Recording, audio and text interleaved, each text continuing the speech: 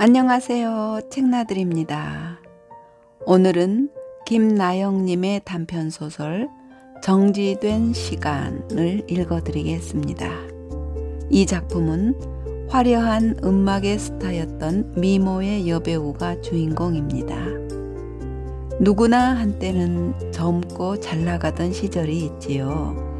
하지만 모두 지나가기 때문에 아쉬움이 남지만 만약 그것이 그대로 정지된다면 어떨까요? 지금부터 여러분을 관객으로 초대하겠습니다. 자, 그럼 여배우의 정지된 시간 속으로 함께 들어가 보겠습니다. 아스팔트 복사열이 끊임없이 공기를 데우고 숨을 내쉬는 것조차 힘든 한여름의 대낮이었다. 최미화는 겨울에 개봉할 영화를 촬영하고 있었다.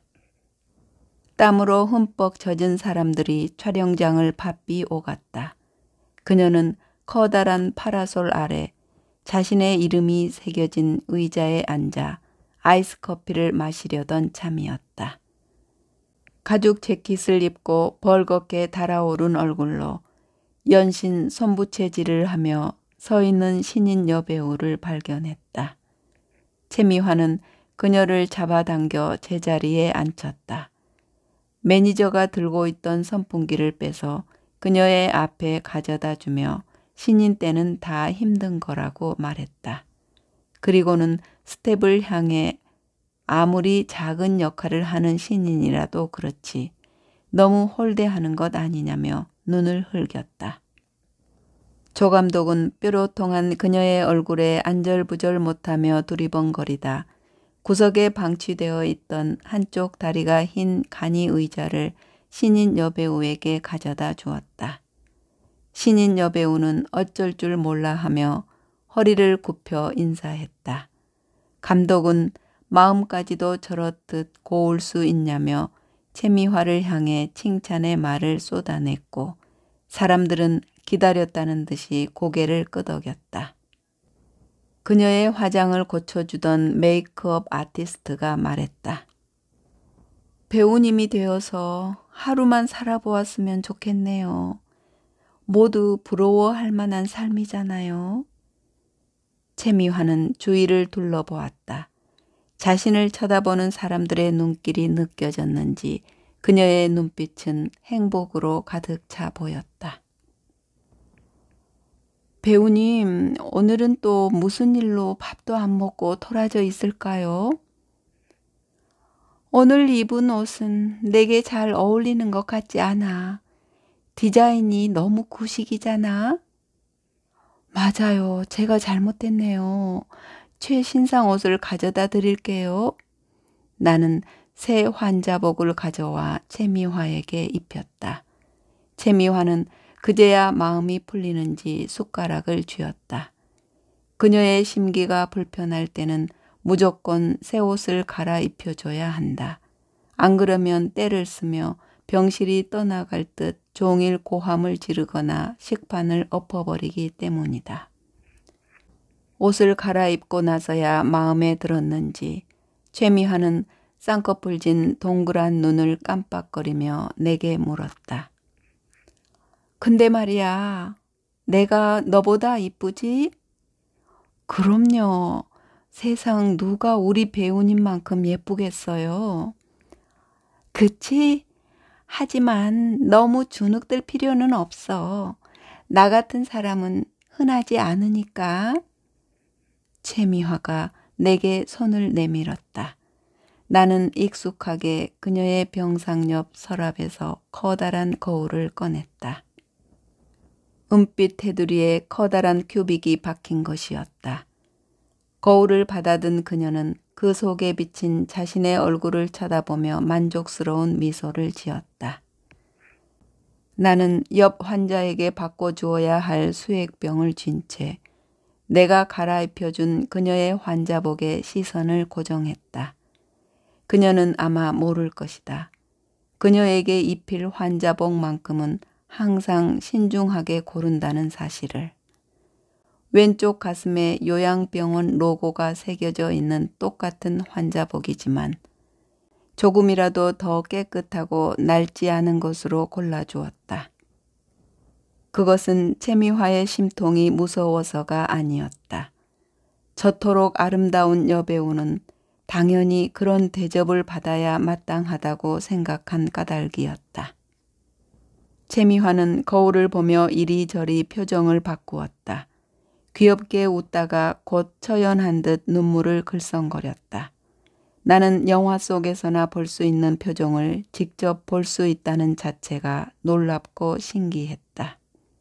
그때였다. 옆 병상에서 김순자 환자와 이미숙 환자의 말다툼이 시작되었다. 올해 80으로 동갑인 두 사람은 나이조차 잊은 듯 목에 핏대를 세우고 서로 삿대질을 하며 소리를 질러댔다. 둘은 비슷한 시기에 당뇨 합병증으로 입원했는데 걸핏하면 서로 비교를 하며 싸움을 걸어대는 게 일상이었다. 이번 싸움은 김순자 환자의 요구르트를 이미숙 환자가 먹은 것에서 시작되었다. 하지만 두 사람에게 싸움의 주제 따위는 중요하지 않았다. 싸움을 걸기 위한 핑계일 뿐이니까. 병실 사람들은 그런 두 사람을 향해 싸우느라 아픔도 이길 것이라고 농담처럼 말하곤 했다. 그런 두 환자의 싸움을 멈추게 하는 것은 늘 채미화였다. 채미화는 팬미팅이라도 하는 듯 입꼬리를 예쁘게 올리고는 양손으로 할머니의 손을 하나씩 붙잡았다. 신인 여배우를 향해 베풀던 친절한 미소가 그랬을까. 감히 거스를 수 없을 만큼 아름다운 목소리로 순식간에 두 할머니를 자신에게 집중시켰다. 그리고는 자기는 어쩜 손이 이렇게 예뻐? 손 모델 하면 되겠다. 라든가 웃는 모습이 참 예뻐서 내가 출연하는 드라마에 조연으로 넣어달라고 할까? 라는 말들을 했는데 그러면 두 할머니는 언제 싸웠나 싶을 정도로 금세 얼굴을 붉히며 17소녀처럼 수줍게 웃었다. 물론 병실에서 그녀의 말을 곧이곧대로 믿는 사람은 아무도 없었다. 하지만 그녀가 말을 꺼내면 사람들은 마법에 걸린 듯 그녀의 세계로 빠져들었다. 3년 전 나는 오랫동안 근무하던 병원을 그만두었다. 그 당시 아무런 이유도 없이 승진이 좌절되었고 경력도 얼마 되지 않은 젊은 여자가 수간호사 자리를 차지했다. 그녀는 나를 눈의 가시처럼 여겼는데 내 일거수일투족을 트집 잡는 것으로 하루를 보내는 것 같았다. 결국 참지 못하고 홧김에 사직서를 썼다. 하지만 나처럼 나이가 많은 간호사가 새롭게 취직하는 것은 쉬운 일이 아니었다. 실업은 길어졌고 당장 생활비가 필요했다. 결국 일은 힘들지만 급여가 높은 이곳 피요양병원으로 옮겼다. 요양병원은 늘 죽음의 그림자와 함께 생활하는 곳이었다. 죽음을 기다리는 환자들처럼 깊은 무기력에 빠져 있었다. 그때 채미화가 우리 병원으로 왔다. 알츠하이머성 치매에 당뇨 합병증과 우울증까지 가지고 있다고 담당의가 말했으나 그것은 내게 중요하지 않았다. 채미화의 모습을 본 순간 온몸에 소름이 돋았다. 아름답다는 단어로는 감히 담을 수 없는 모습이었다. 그녀는 50이 넘는 나이임에도 불구하고 인형이 아닌가 싶을 정도로 뽀얀 피부에 여백이 없는 커다란 이목구비를 가지고 있었다. 그런 그녀가 나를 향해 웃으며 하얀 손을 내밀었다. 잘 부탁해요. 감히 말을 걸어볼 수도 없었던 여배우가 내게 자신을 부탁한다고 말을 건넨 것이다. 어린 시절 나의 우상이었던 바로 그 여배우가. 나의 어린 시절 기억 속 엄마는 늘 피곤했다. 유리 그릇을 만드는 공장에서 일했는데 공장에서 만들다 흠집이 나거나 꽃무늬가 잘못 붙은 접시 따위를 집에 가져오면 잠든 나를 깨워 말했다. 여기 봐봐. 여기 접시에 꽃무늬를 붙이는 게 내 일이야. 예쁘지 않아? 예쁘다고 말하는 엄마의 손은 여기저기 흉측하게 물집이 잡혀 있었다. 유리 그릇에 꽃무늬를 입히기 위해서는 뜨거운 물에 유리 그릇을 담갔다가 꺼내야 하는데 뜨거운 물에 화상을 입는 일은 다반사였다. 징그러워. 아니야, 예쁘다니까. 아니, 엄마 손이 징그럽다고. 엄마는 민망한 듯 손을 감췄다. 철없던 나는 엄마가 이불 속에서 흉측한 자신의 손을 매만지고 있는 줄도 모른 채 미용실에서 얻어온 채미화의 사진을 아는 채 잠에 빠져들었다. 나는 꿈속에서 곧잘 채미화를 만나곤 했다. 하지만 꿈속의 그녀는 내가 만지는 것을 허락하지 않았다. 그녀에게 손을 가져가는 순간 꿈에서 깨기 일쑤였다. 아마 그녀를 만져보았더라도 나는 꿈인 줄 알았을 것이다. 왜냐하면 이렇게 아름다운 사람을 직접 만져볼 수 있는 기회란 없다는 것을 너무 잘 알고 있었으니까. 오늘따라 채미화가 입맛이 없는 듯 보였다. 식판 위 음식이 절반은 넘게 남아 있었다. 왜 이렇게 많이 남겼냐고 묻는 내게 영화 때문에 다이어트를 하는 중이라고 했다. 나는 다이어트도 좋지만 몸이 상하면 안 된다고 말했다. 채미화는 괜찮다며 싱긋 웃었다. 채미화의 식판을 들고 병실을 나오는데 낯익은 실루엣이 지나쳐 갔다. 선주였다. 역시나 아는 체를 할 리가 없었다. 쌍꺼풀 하나 없는 평범한 얼굴에 무뚝뚝하고 늘 말이 없어 음험한 분위기까지 풍기는 애였다. 예쁜 구석이라고는 눈을 씻고도 찾아볼 수 없는 선주가 채미화와 연관이 있다는 것을 누가 짐작할 수 있을까? 그 성질머리로 신경을 거스르는 소리를 해서 그녀의 기분이나 상하게 하지 않기를 바랄 뿐이었다. 지난달 선주가 채미화의 면회를 온 날이었다. 병실 앞 복도를 지나는데 평소에는 들어보지도 못한 채미화의 앙칼진 소리가 복도까지 새어나왔다. 꼴 보기 싫으니까 오지 마. 누군 오고 싶어서 오는 줄 알아? 엄마 때문이지. 뒤이어 탕탕 가볍고도 요란한 소리가 들렸다. 나는 깜짝 놀라 병실로 뛰어들어갔다. 그것은 침대 옆에 올려놓은 플라스틱 물컵이었다. 물컵은 바닥에 부딪혀 튀어 올랐다가 병실 문을 한번 때리고는 다시 바닥으로 떨어졌다. 선주는 손에 들고 있던 두유 세트를 집어 던지다시피 내려놓으며 나를 밀치고 병실 밖으로 나갔고 채미화는 병실 문을 노려보며 날카로운 비명을 질러댔다. 그곳으로도 성에 차지 않는지 자신의 머리칼을 쥐어뜯다가 그녀를 막으려고 달려온 병실 보조원의 얼굴을 핥히기까지 했다. 결국 채미화는 처방한 안정제를 맞고 나서야 진정되었다.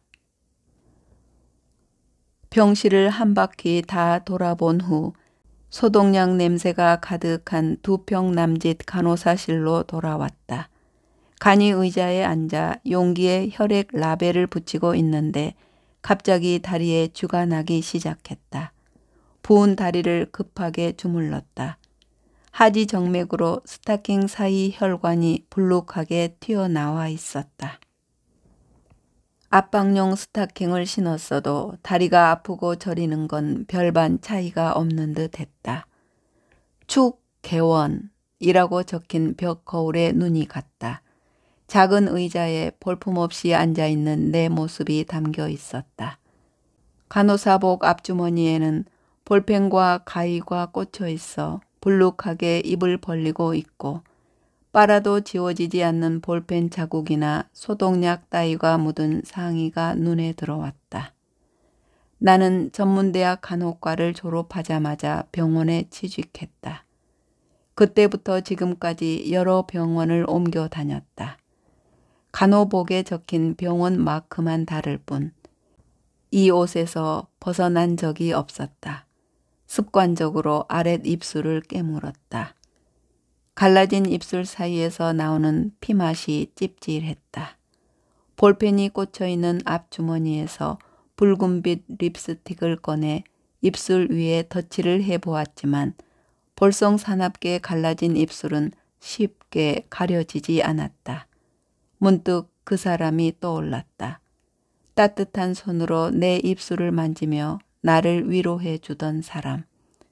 그때는 그 사람이 쏟는 사랑에 영화 속 주인공이라도 된 듯 세상이 온통 나를 위해 존재하는 것처럼 느껴졌다. 물론 지금은 기억조차 가물가물해졌지만 그래서일까 초라한 현실 속 나를 마주했을 때 나에게 위안을 준 사람은 뜻밖에도 채미화였다. 그녀는 병원에서 벗어나지 못하는 신세가 되었지만 지금도 여전히 행복한 여배우이다. 거울을 보고 연기 연습을 하고 패션 잡지를 읽으며 패션 트렌드를 공부했다. 채미화의 곁에 있다 보면 나도 모르게 그녀의 세계에 속하는 사람이 된 듯 느껴졌다. 관장을 시키다가 변을 뒤집어 쓰거나 시커멓게 피멍이 든 환자의 팔을 붙잡고 정맥 주사를 놓기 위해 혈관을 찾아 더듬거리는 대신 헤어스타일링에 대해 얘기하고 그녀와 함께 텔레비전에 나오는 어느 배우의 연기를 평가했다. 그리고 그녀의 스케줄과 식단을 꿰고 컨디션을 체크했다. 환자와 간호사가 아닌 여배우와 매니저처럼. 퇴근하기 위해 다음 근무 간호사에게 인수인계를 하는 중이었다. 옆 병실 담당 간호사가 내게 달려왔다. 그 환자 지금 울고불고 난리도 아니야. 심지어 환자복에 소변을 봤는데 손도 못 대게 한다니까. 아무래도 자기가 가봐야 할 것 같아. 누구를 말하는 것인지 물을 필요도 없었다. 병실로 달려갔다. 바닥에는 깨진 거울 조각이 어지럽게 널려 있었고 침대 위에는 채미화가 무릎에 얼굴을 묻은 채 흐느끼고 있었다. 어렴풋이 선주가 병실로 들어가던 모습이 기억났다. 채미화의 머리맡에는 그녀가 좋아하지도 않는 두유 한 박스가 놓여 있었다. 선주는 면회 올 때마다 채미화의 기호와 상관없이 두유를 사가지고 왔다. 결국에는 다른 할머니들의 간식이 될 게 뻔한. 선주 때문이죠. 선주가 와서 배우님을 괴롭힌 거죠. 채미화는 아무런 대꾸도 하지 않고 말없이 울기만 했다. 들썩이는 그녀의 마른 어깨가 안쓰러워 보였다. 나는 그녀가 거울 조각이라도 밟을까 봐 깨진 조각을 조심스럽게 주었다. 그 거울은 채미화가 입원할 때부터 보물이라도 되는 듯 품에 안고 있던 것이었다. 나중에 이 거울을 찾을 때 뭐라고 말해야 할지 걱정이 앞섰다. 다행히 조금씩 울음이 잦아들었다. 그리고 얼마 후 울음이 완전히 멈추었고 정적 속에서 몇 분의 시간이 더 흘렀다. 이윽고 그녀가 고개를 들었다. 그리고는 무슨 일이 있었냐는 듯 해사하게 웃었다. 벌써 왔어? 나 준비하려면 멀었는데. 옷부터 갈아입혀 드릴게요. 싫어. 이 옷 마음에 든단 말이야. 채미화가 아랫입술을 앙다물었다. 저런 표정을 지을 때면 웬만해서는 채미화의 고집을 꺾을 수 없었다. 하지만 병실은 이미 지린내로 진동을 하고 있었고 못마땅하다는 듯 다른 환자의 보호자들이 미간을 찌푸리며 쳐다보고 있었다. 나는 채미화에게 바짝 다가갔다. 있죠, 배우님. 다른 배우가 이 옷이랑 똑같은 옷을 입은 걸 봤어요. 우리 배우님이 다른 사람과 똑같은 옷을 입는다는 게 말이 돼요? 배우님도 그렇게 생각하시죠? 눈을 동그랗게 뜨고 나를 쳐다보던 채미화가 옷에 옴이라도 옮겨 붙은 듯 진저리를 치고는 옷을 벗기 시작했다. 급하게 커튼을 치지 않았다면 바지춤을 끌어내리는 모습을 병실 사람들에게 고스란히 보여줬을 것이다. 그렇게 커튼 속에서 옷을 다 갈아입었다고 생각될 즈음 채미화를 불렀다. 하지만 그녀는 아무런 대꾸도 없었다. 다시 한번 그녀를 불렀다. 배우님. 그때였다. 침대를 둘러싼 커튼이 부드럽게 펼쳐지더니 채미화가 긴 손가락을 뻗어 침대 옆에 놓인 플라스틱 물컵을 집어들었다. 저의 입술은 조그만 술잔이에요. 뒤이어 천천히 컵에 입을 가져댔다가 떼어내며 허공을 바라보고 말을 이었다. 이 밤이 지나면 당신은 떠나겠죠? 그 순간 채미화의 커다란 눈이 빨갛게 변하기 시작했고 긴 속눈썹을 깜박이자 눈에 고여있던 눈물이 속눈썹에 매달렸다. 그녀는 순식간에 병실 사람들의 시선을 빼앗았다. 텔레비전을 보고 있던 김순자 환자는 손에 쥐고 있던 리모컨을 떨어뜨리는 줄도 몰랐다. 낮잠을 자던 이미숙 환자도 마침 잠에서 깼는데 조용히 하라는 김순자 환자의 손짓에 알겠다는 신용을 하며 고개를 끄덕였다. 이미숙 환자가 채미화를 똑바로 쳐다보기 위해 상체를 일으키는데 침대에서 거칠게 삐걱거리는 소리가 들렸다. 병실의 사람들이 일제히 그쪽을 쳐다보았다. 작은 소음도 용납되지 않을 정도로 정적이 병실을 감쌌다. 채미화의 눈에서 눈물 한 방울이 도르르 떨어지는 것을 시작으로 채미화는 울기 시작했다. 그것은 마치 이별의 상처로 고통스러워하는 여인의 모습과 같았다. 그리고 잠시 후 고개를 든 그녀는 바스러질 듯 가녀린 몸짓으로 천천히 침대에서 내려왔다. 맨발 차림으로 몇 걸음 바닥을 걷던 그녀가 전멸하는 불꽃처럼 힘없이 바닥에 쓰러졌다. 그 순간 하필이면 치우지 못한 유리 조각을 밟고 말았다. 순식간에 발바닥에 피가 번져 나왔지만 그녀는 연기를 멈추지 않았다. 마침 창가에 놓아둔 가습기에서 쉬 소리를 내며 수증기가 나오고 있었는데 그녀의 뒤로 밤안개 자욱한 거리가 펼쳐지는 것 같았다. 누워있던 환자가 몸을 바꾸며 끙 소리를 한 번 냈을 뿐 병실은 숨막히는 촬영 현장 같았다. 채미화는 자신의 이름이 새겨진 의자에 앉아 대본만 응시하고 있었다. 누구와도 대화를 나누지 않고 오롯이 영화 속 주인공의 역할에 몰입했다. 영화 속 그녀는 사랑하는 사람과의 이별을 앞두고 있지만 여전히 그를 사랑하고 있었다. 그를 생각하면 심장을 도려내는 듯 고통스러웠다. 이미 오래전 그의 마음이 변했다는 사실을 알았지만 지금껏 그녀는 자신이 가진 모든 것을 바치며 그를 붙잡고 있었다. 하지만 자신 곁에서 불행한 그를 더 이상 잡아둘 수 없다는 것을 잘 알고 있다. 오늘 밤이 지나면 그는 떠날 것이다. 채미화는 그 감정을 잃지 않으려 호흡을 가다듬었다. 이윽고 촬영이 시작되었다. 채미화가 고개 숙인 그를 보며 눈물을 글썽였다. 그가 고개를 들자 아무 일도 일어나지 않은 듯 억지 웃음을 웃으며 그에게 술잔을 내밀었다. 그는 그녀의 술잔을 받지 않았다. 그리고 미안하다는 말을 던지며 일어섰다. 그녀는 그를 붙잡지 않았다. 다만 떠나는 그가 시야에서 사라질 때까지 그의 뒷모습만 쳐다보다 힘없이 쓰러지고 말았다.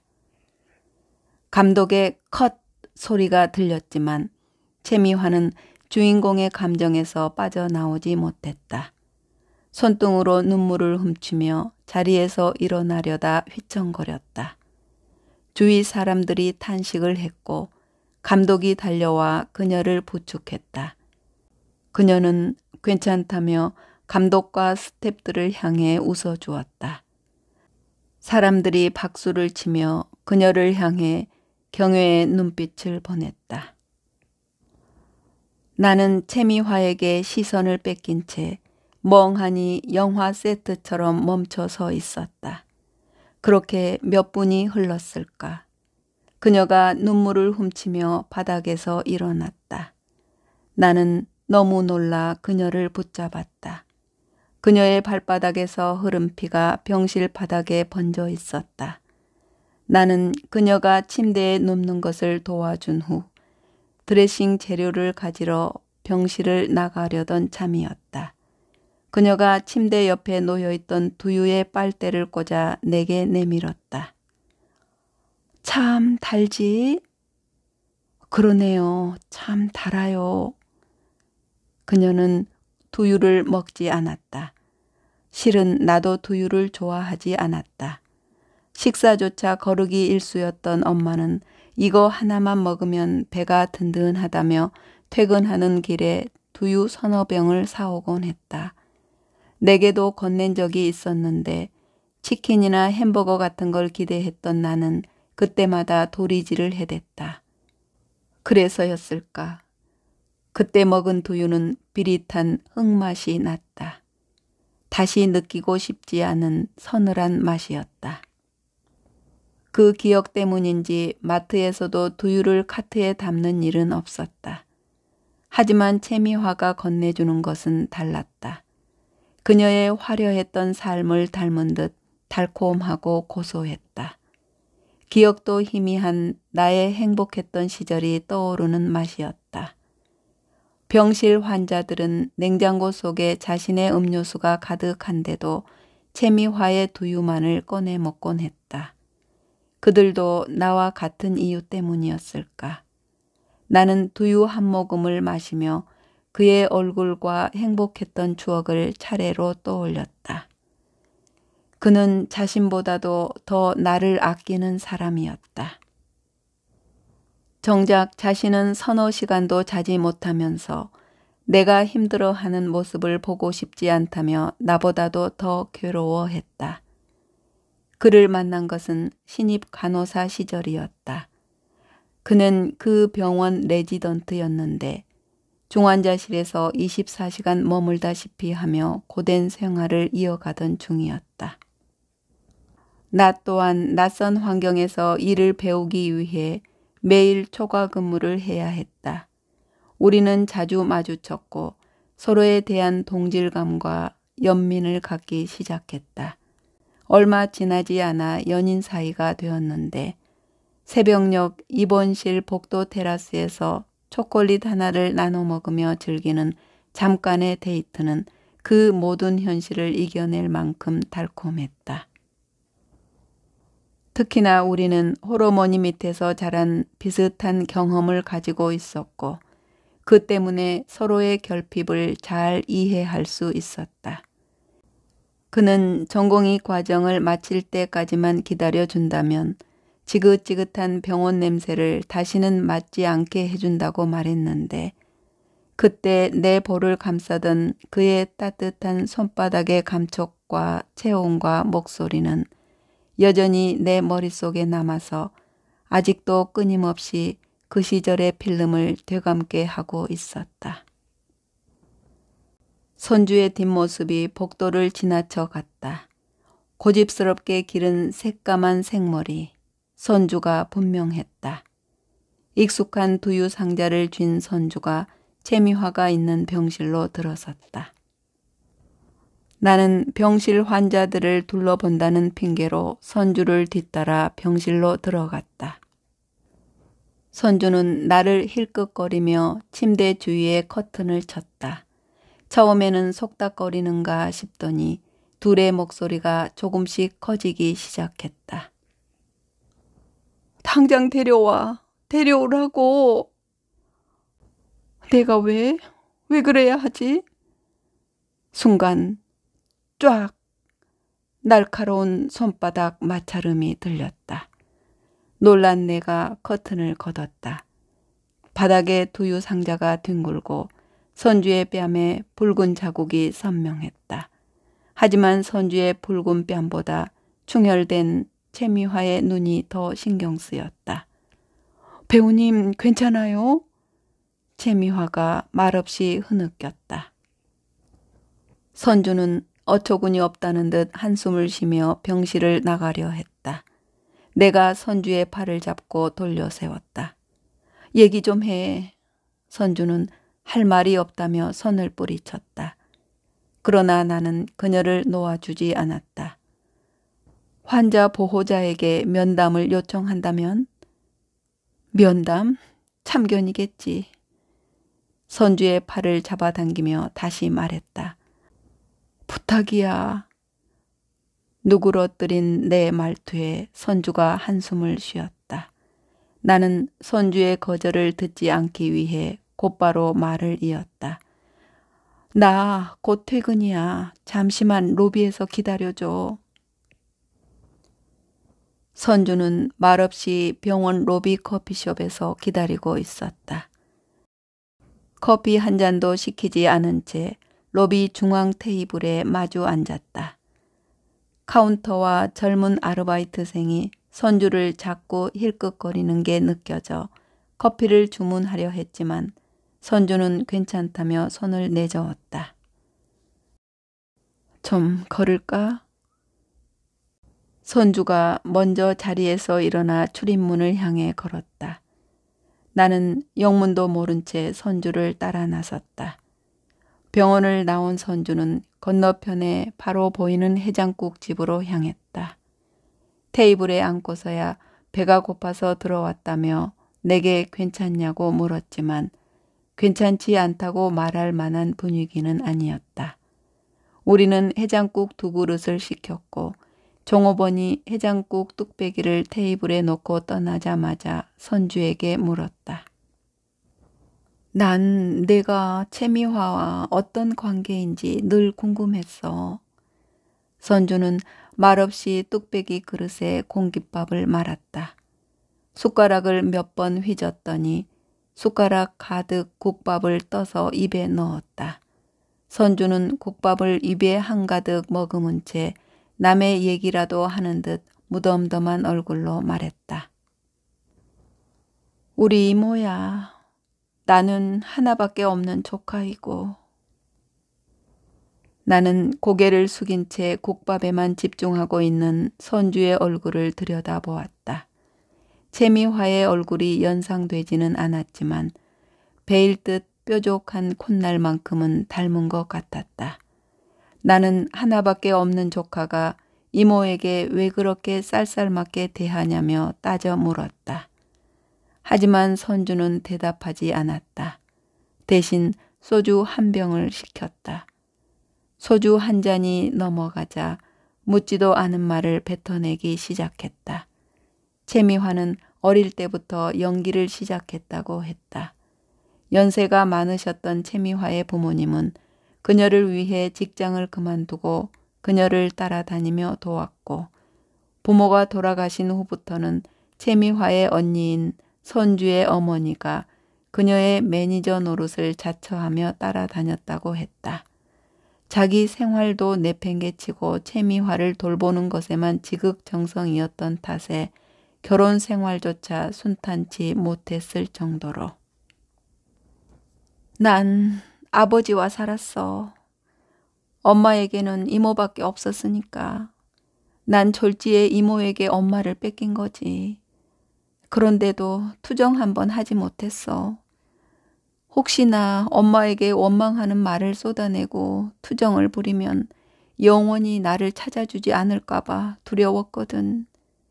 결국 끝까지 투정 한번 못 부렸지. 이제는 할 수도 없어.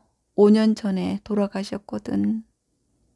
선주는 어머니가 암이라는 사실을 알게 되자마자 어렸던 자신보다는 채미화를 먼저 걱정했다고 했다. 선주의 어머니는 모질게 채미화를 독립시켰다. 자신의 암 투병 사실은 영원히 비밀로 한 채. 그런 사정을 전혀 알지 못했던 채미화는 언니에게 서운한 마음을 품은 채 연락조차 하지 않았다. 연기 말고는 아무것도 해본 적 없는 채미화에게 세상은 만만치 않았다. 믿었던 사람들로부터 번번이 상처를 받았다. 우울증이 깊어졌고 첫 번째 자살 시도 이후 얼마 지나지 않아 알츠하이머성 치매라는 진단을 받게 되었다.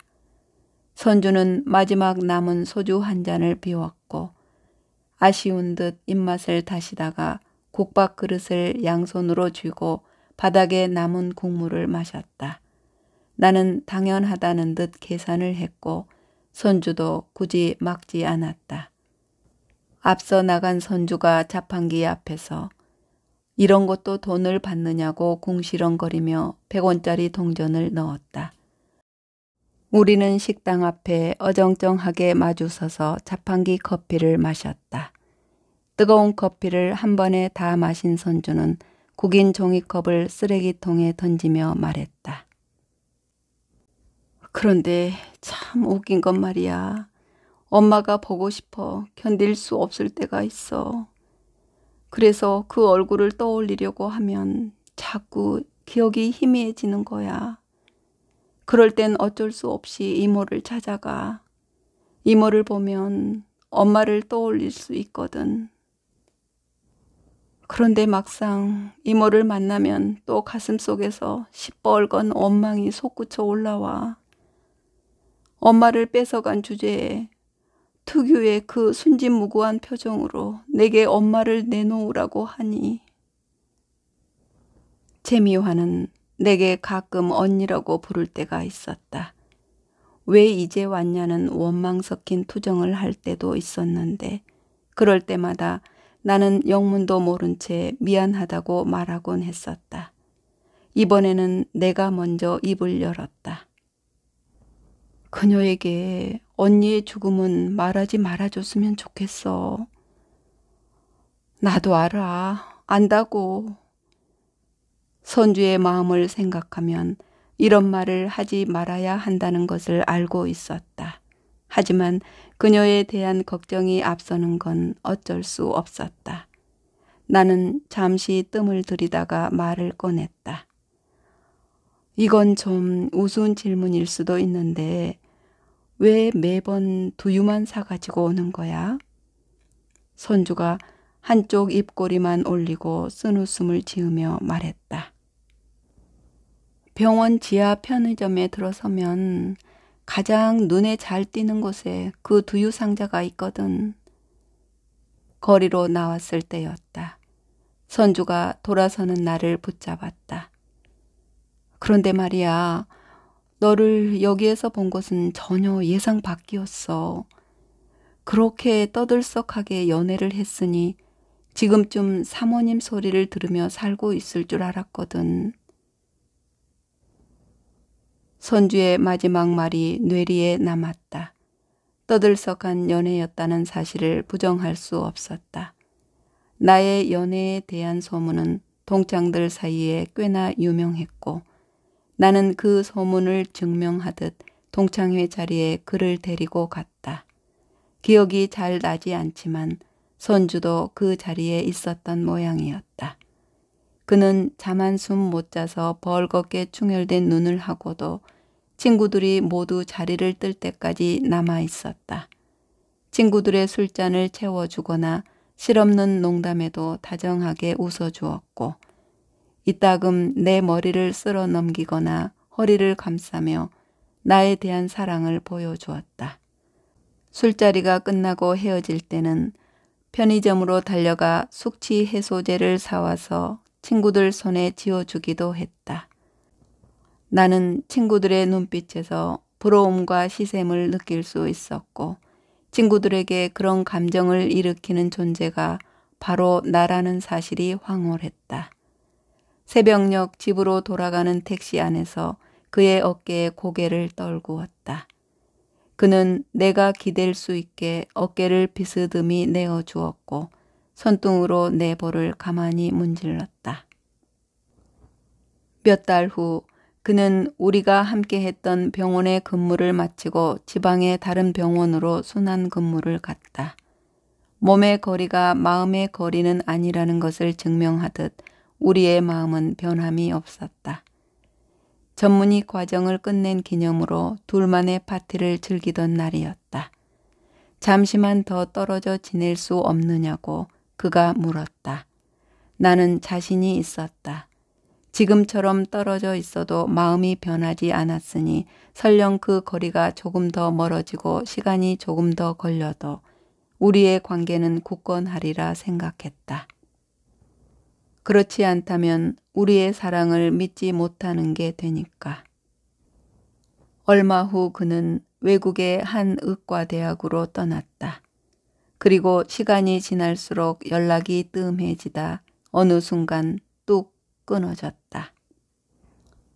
마치 처음부터 존재하지도 않았던 사람처럼 순식간에 그의 자취가 사라진 것이었다. 물론 연락이 끊어질 때까지도 그의 입에서 헤어지자는 말 한마디 듣지 못했다. 그런 까닭에 10여 년이 다 되어 가지만 지금까지 나는 헤어지지 않았다고 생각하고 있었다. 지금 당장이라도 그가 눈앞에 나타날 것만 같다. 긴 겨울이 시작되었다. 병실은 환자들로 꽉 차 있었다. 빈 병상을 기다리며 대기하고 있는 환자도 제법 있었는데 나아서 퇴원하는 것보다 환자의 임종으로 병상이 비는 경우가 훨씬 많았다. 이번 겨울이 시작되고 한 달 동안에 벌써 5번째 환자의 임종을 맞이했다. 가까운 죽음을 목격한 환자들은 다음 차례가 자신이라도 될 것처럼 더욱 움츠러들었다. 병실에는 간간히 들리는 칼에 섞인 기침 소리와 가습기에서 뿜어져 나오는 수증기 소리가 소음의 전부인 듯 적막했다. 본래 그런 적막을 깨뜨리는 것은 늘 채미화였다. 채미화는 상냥하게 웃으며 환자나 보호자들에게 빨대 꽂은 두유를 내밀었다. 그러면 잔뜩 인상을 찡그리고 있던 사람들을 순식간에 웃음 짓게 했다.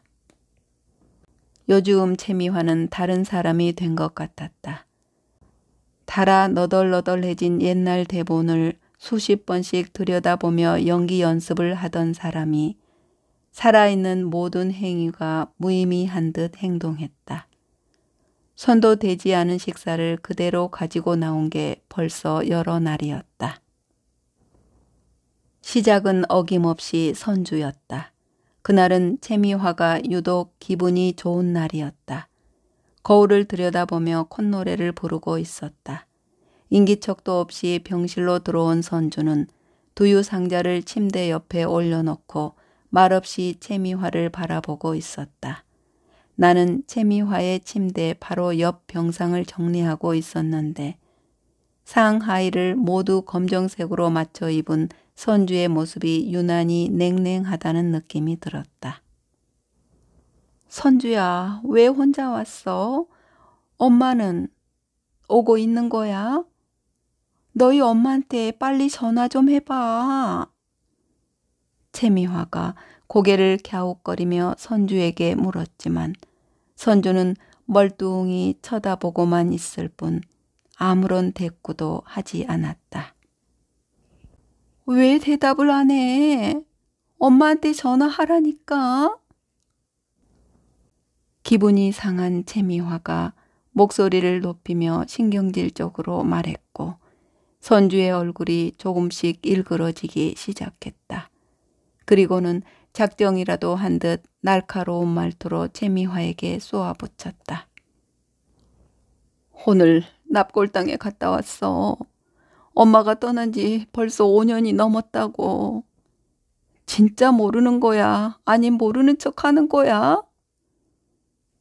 나는 침대 시트를 갈아 끼우다 깜짝 놀라 쳐다봤다. 선주는 아랑곳하지 않고 말을 이었다. 엄마는 죽었어. 평생 내게서 뺏어가더니 이제는 없는 엄마를 내놓으라고 생떼라도 부릴 요량이야? 순간 채미화의 얼굴이 굳어졌다. 속눈썹이 파르르 떨리더니 선주의 옷자락을 붙잡았다.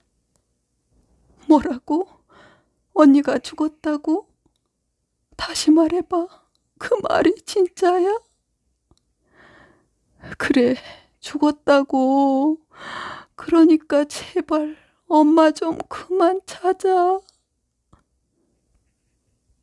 그럴 리가 없다며 채미화가 고개를 저었다. 선주가 채미화의 손을 뿌리치자 비명을 지르기 시작했다. 말도 안 된다며 머리를 쥐어뜯었다.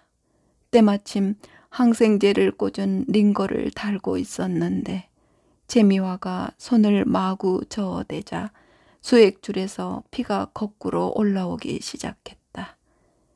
나는 너무 놀라 채미화의 팔을 잡았다.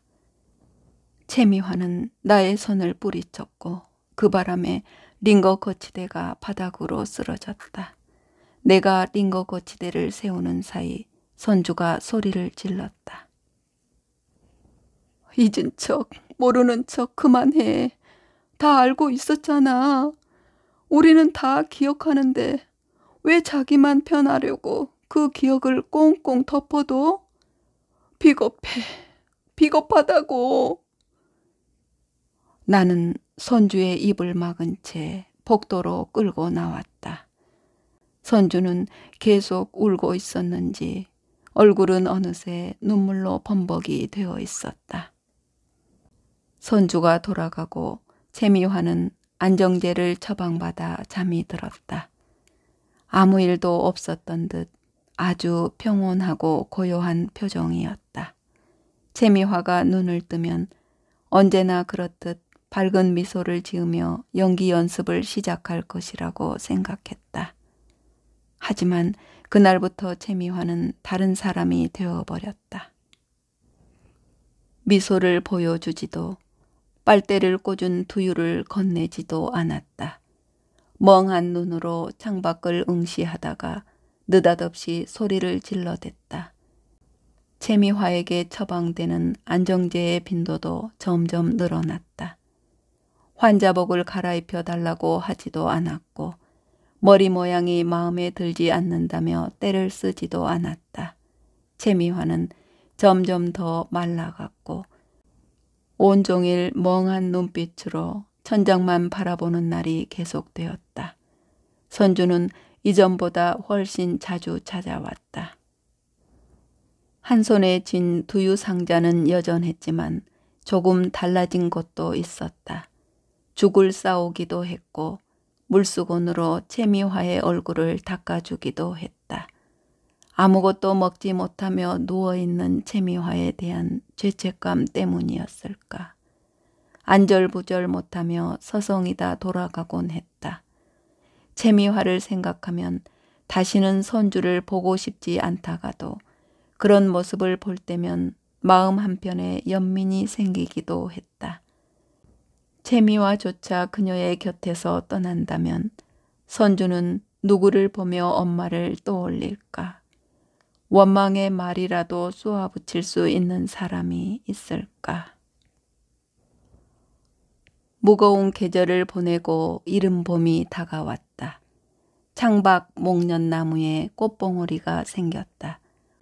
꽃봉오리는 갓 태어난 아기의 솜털처럼 보송보송했다. 그리고 병원에 새로운 의사가 부임했다. 요양병원 의사들이 대부분 나이가 많은 것에 비하면 확연히 차이가 날 정도로 젊은 의사였다. 젊은 의사와 함께 병원에도 봄이 온 것 같았다.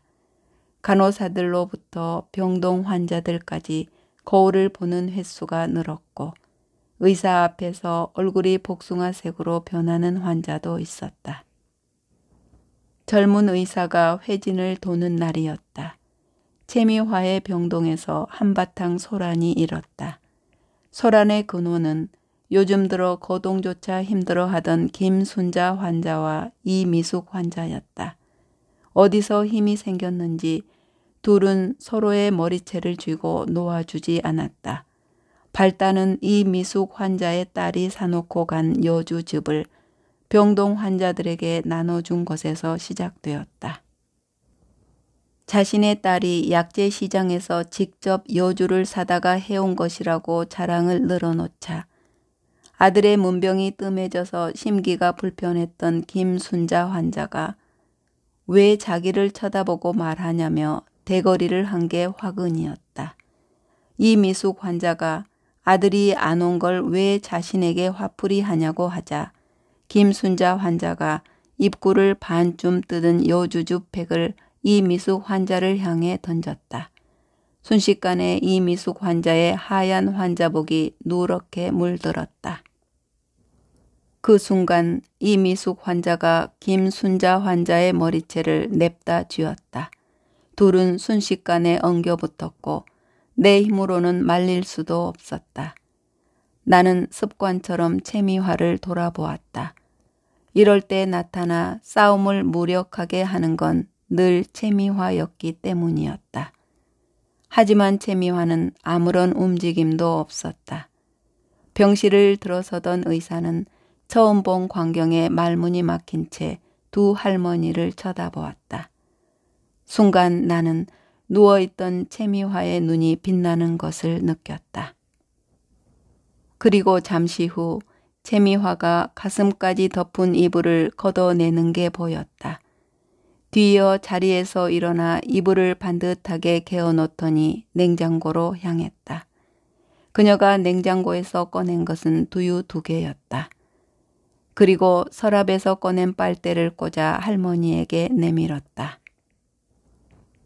이거 마셔. 두 할머니는 얼떨결에 두유를 받아들었고 채미화는 어서 마시라는 신용을 하며 환하게 웃었다.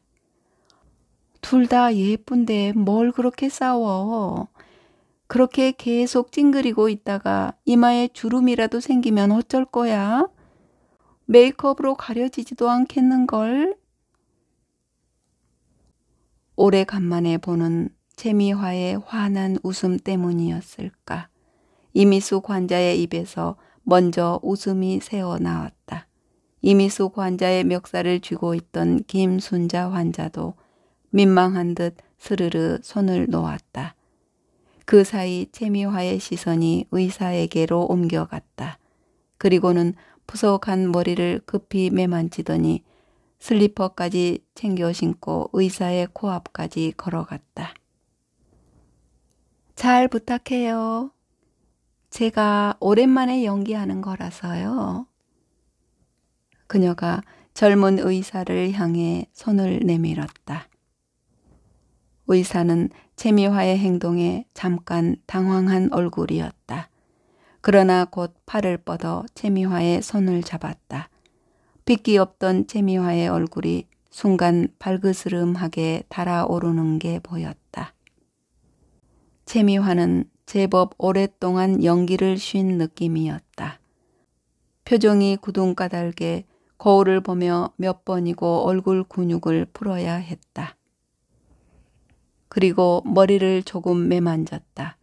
조금 초췌해 보여야 할 것 같아 화장은 따로 부탁하지 않았다. 배우라면 연기를 위해서 외모를 포기할 줄도 알아야 하니까. 이번 상대역은 꽤 마음에 들었다. 첫사랑의 이미지에 딱 어울릴 것 같았다. 채미화는 이내 영화 속으로 빠져들었고 병실에서 삶의 대부분을 보낸 연약한 여주인공이 되어 있었다. 언제 죽을지 모르는 시한부 삶을 가진 소녀는 처음이자 마지막으로 사랑의 감정을 느꼈다. 그래서 여주인공에게 그 사랑은 더더욱 소중한 것이었다.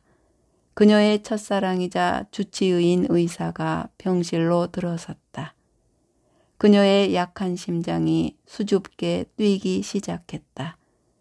그렇게 채미화는 수줍게 웃으면서도 어쩔 줄 몰라 허둥대는 서툰 사랑의 감정을 연기하기 시작했다. 나는 예전의 모습을 찾은 채미화를 보았다. 내가 사랑하고 아끼던 배우의 모습이었다. 가슴이 벅찼다. 하지만 기쁨을 만끽하는 것은 조금 미루기로 했다. 이 기회를 놓치고 싶지 않기 때문이었다. 채미화의 연기가 멈추기를 기다렸다가 그녀에게 다가갔다. 배우님, 어서 식사부터 하세요. 요즘 식사를 제대로 못해서 그런지 피부가 많이 상했어요. 그래? 그럼 먹어야지. 힘이 있어야 연기도 잘할 수 있겠지? 그럼요. 그렇고 말고요. 채미화가 숟가락을 쥐었다. 나는 그 모습이 너무 반가워 눈물이 핑 돌았다. 오래간만에 환자복도 갈아입혀 줘야겠다고 생각했다. 이왕이면 빳빳한 새 것으로. 채미화가 자신의 시간 속으로 돌아왔다. 그곳에서는 곧 새로운 영화가 상영될 것이다. 아마도 그녀는 젊은 의사를 남자 주인공 역으로 캐스팅해 두었을 것이다. 남자 주인공에 뒤지지 않게끔 채미화가 더 젊고 아름다워 보였으면 좋겠다는 마음이 들었다. 내일 아침 출근길에는 채미화를 위해 염색약을 사올 생각이다. 그리고 손주에게 전화를 할 것이다. 조금 툴툴거릴 수 있겠지만 속내는 기뻐서 뜀박질할 게 틀림없었다. 젊은 의사가 짧은 회진을 마친 후 병실을 떠나려 하자 채미화가 그를 불러 세웠다. 그리고는 그에게 두유를 내밀었다. 참 달아요. 두유를 받아든 의사가 그녀를 향해 웃으며 고개를 끄덕였다. 그런 의사를 향해 그녀가 화답하듯 환하게 웃었다. 목련이 활짝 피면 아마도 저런 모습이 아닐까. 나조차도 설렐 정도로 맑고 고운 웃음이었다. 나의 멋진 배우님이 다시 달콤한 꿈을 꾸기 시작했다. 그녀는 영원히 끝나지 않을 아주 긴 영화를 찍을 테니. 나는 변함없이 그녀의 곁에서 매니저가 되어야겠다고 생각했다. 보상은 두유 한 병이면 충분할 것이다. 손주가 그녀의 조카인 이상 두유 또한 결코 떨어지지 않을 테니. 네, 이야기는 여기까지인데요. 아무리 화려한 여배우라 해도 삶의 희로애락은 같구나 하는 생각이 드네요. 치매로 인해 과거 속에서 사는 채미화와 그를 동경하던 간호사의 보살핌이 감동을 자아냅니다.